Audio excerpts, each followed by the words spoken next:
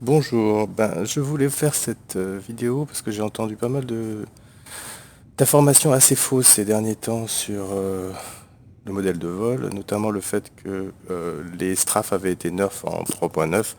Ça n'est pas le cas. Les strafes ont été nerfs en 3.5 parce que les gens trouvaient que le modèle de vol était trop rapide en PvP dogfight. En tout cas, à l'heure actuelle, les strafes qu'on a sont les mêmes que en 3.8, 3.8.2, etc. Qu'est-ce que c'est les strafes? Vous le savez, je ne vais pas vous l'expliquer.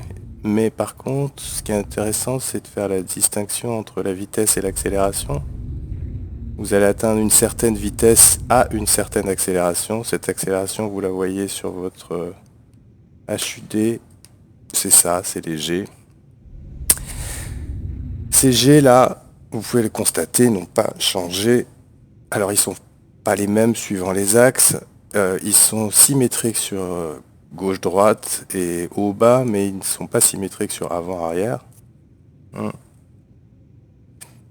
Ce qui est intéressant, c'est de constater que plus vous avez conscience de votre accélération, meilleur vous serez en dogfight, en PvP, puisque c'est ça qui permet l'évasion dans un modèle de vol idéal que nous n'avons pas à l'heure actuelle. Euh, D'abord parce il manque de l'accélération selon moi, et ensuite parce qu'on a le problème des auto-gimbal sur lequel je vais revenir. Alors par rapport à l'accélération, vous avez une accélération en couplet qui est de 100% si vous boostez. Et d'ailleurs pareil en découplé. Ça veut dire que votre accélération de base, que vous pouvez voir là, dans le Hornet c'est autour de 8, si vous boostez vous serez à 16, 100%. Votre accélération de base sans boost, quand vous êtes en couplet, elle est on ou off. Elle va être maximum, quel que soit l'input que vous utilisez, y compris les joysticks. Par contre, si vous êtes en découplé et que vous avez des joysticks, donc que vous êtes en analogique, votre accélération va être proportionnelle à la force de l'input que vous mettez. C'est très important. J'en profite pour dire que, c'est encore une information qu'on entend qui est complètement fausse, le space break joue exactement le même rôle que le boost en relâchant les inputs. En clair, en PvP dogfight, votre space break, il sert à rien et il est même extrêmement dangereux parce que le space break, il vous bloque sur tous les axes. Alors que si vous boostez sur un axe, avec votre boost simplement, vous allez agir sur cet axe en priorité. Si vous relâchez tous les inputs et que vous boostez, vous allez vous arrêter aussi vite que si vous faites un space break. Voilà, ça c'est quand même hyper important. La plupart des gens, beaucoup de gens utilisent le space break ou l'empile avec du boost. Ça sert absolument à rien. Le space break a une grande utilité en découplé, ce qui vous permet de bloquer tous les axes et donc de retrouver une inertie zéro, ce qui est assez compliqué à faire simplement avec vos inputs. Faites-en l'expérience, vous verrez, c'est pas évident du tout. Alors, qu'est-ce qui se passe à l'heure actuelle avec l'auto-gimbal? L'auto-gimbal a été introduite parce que le netcode, d'une certaine manière, et toujours le cas d'ailleurs, n'arrivait pas à suivre. C'était une corrélation des problèmes qu'il y avait avec l'ISP sur les fixes et le fait que le netcode n'arrivait plus à suivre les accélérations des vaisseaux. Ce qui a poussé d'ailleurs à réduire l'accélération des vaisseaux.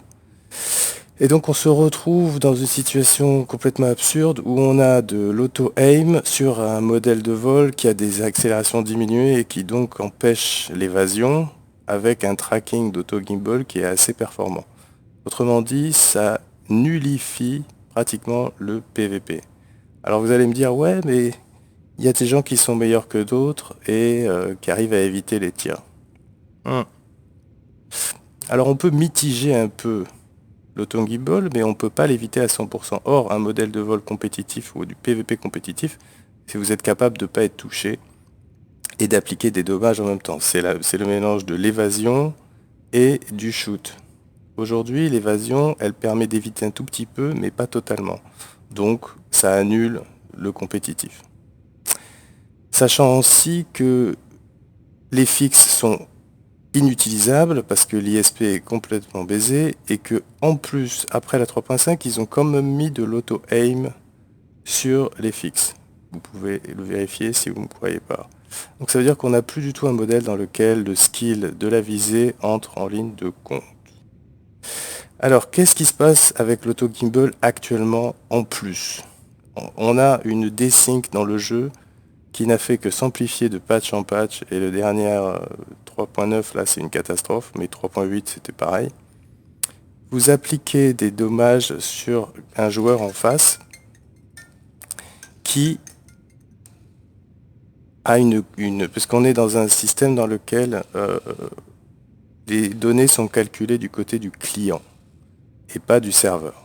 Donc c'est votre connexion à vous propre qui s'occupe d'envoyer les informations au serveur.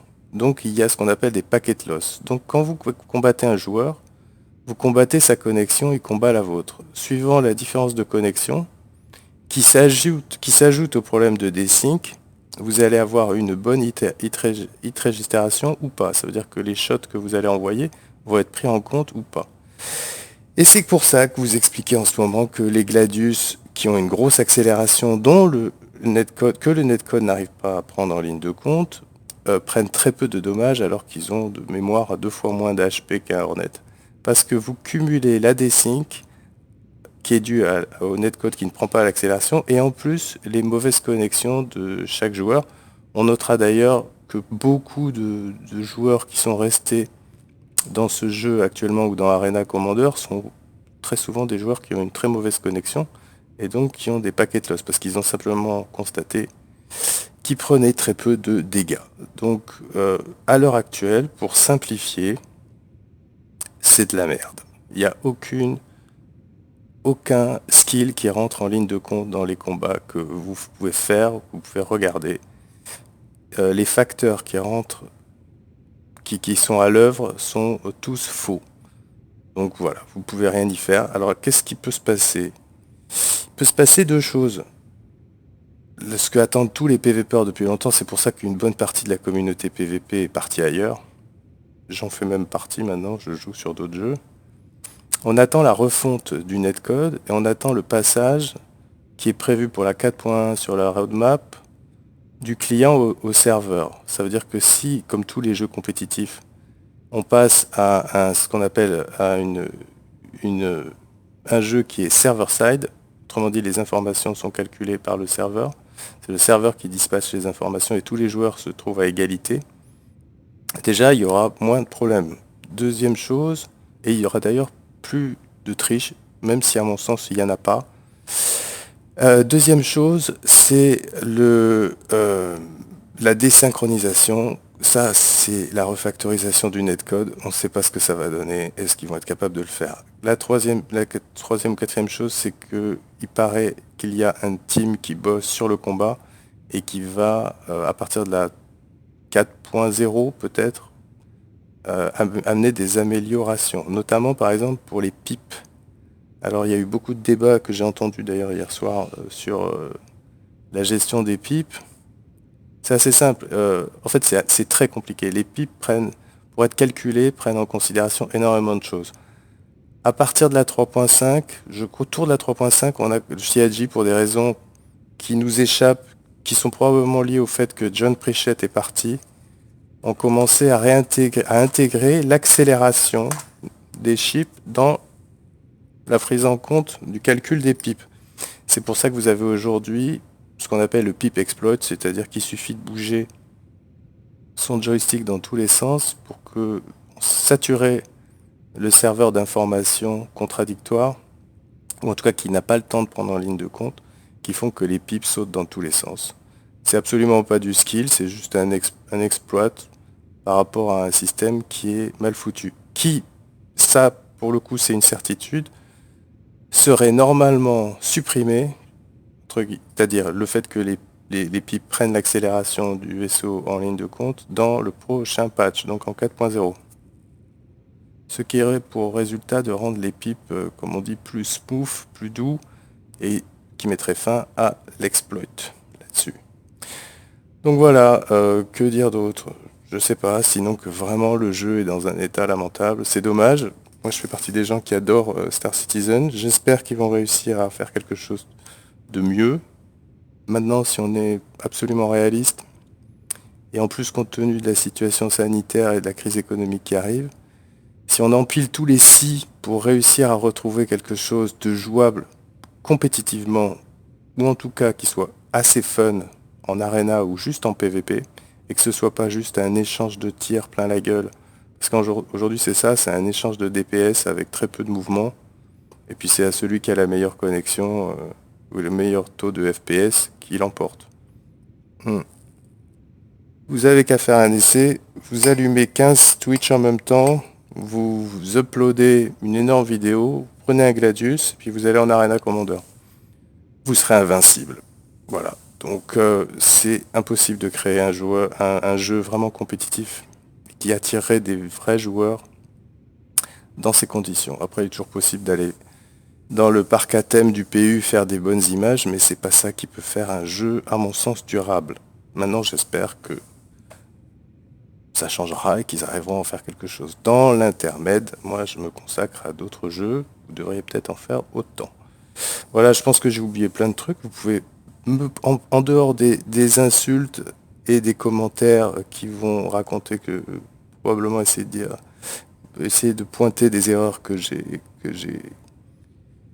dites, vous pouvez poser des questions si vous voulez.